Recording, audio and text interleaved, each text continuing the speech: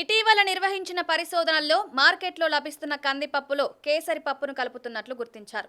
ఈ కేసరి పప్పు అసలు తినదగినది కాదు. కలుపు మొక్కల ద్వారా పెరిగే విషపూరితమైన పదార్థం ఇది. దీన్ని తినడం వల్ల ముఖ్యంగా నరాల వ్యవస్థ దెబ్బతింటుందని ఆరోగ్య నిపుణులు చెప్తున్నారు.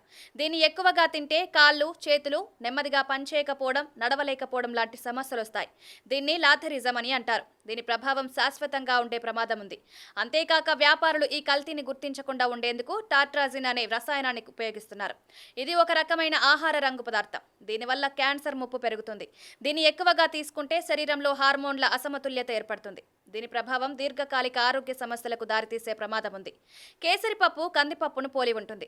అయితే దీని ఆకారం కొద్దిగా చతురస్రాకారంలో ఉంటుంది. కొంతమంది వ్యాపారులు తక్కువ ధరలు లభించే ఈ పప్పును అసలు కందిపప్పులో కలిపి అమ్ముతున్నారు. దీనివల్ల సామాన్య వినియోగదారులకు అసలు పప్పు, కల్తీ పప్పు మధ్య తేడా గుర్తించడం కష్టమవుతోంది. ఇంట్లోనే ఈ పప్పులో కల్తీ ఉందో లేదో సులభంగా పరీక్షించుకోవచ్చు.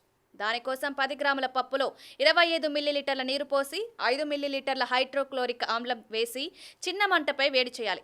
ఈ ప్రక్రియలో నీటి రంగు మారితే ఆ పప్పులో కల్తీ ఉందని అర్థం. అదనంగా సహజమైన కందిపప్పు నునుపుగా, గుండ్రగా ఉంటుంది. అయితే కల్తీ కేసరి పప్పు త్రికోణాకారంలో ఉండే అవకాశం ఉంది. ప్రతిరోజు మనం తినే ఆహార పదార్థాలు మానవ ఆరోగ్యానికి ముప్పు తీసుకొస్తున్నాయి. కాబట్టి నాణ్యమైన పప్పును మాత్రమే కొనుగోలు చేయాలి.